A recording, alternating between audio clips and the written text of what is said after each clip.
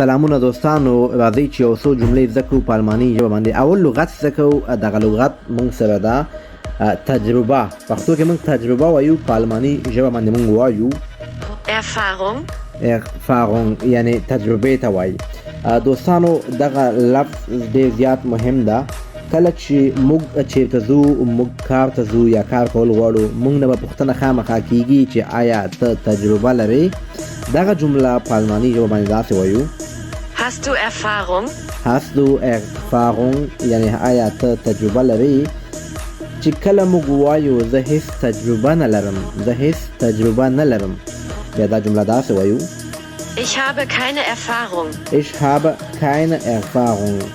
او موږ چې کله وایو تجربه خورا مهمه ده، ډیره مهمه ده، بیا دا جمله داسې وایو Erfahrung ist sehr wichtig.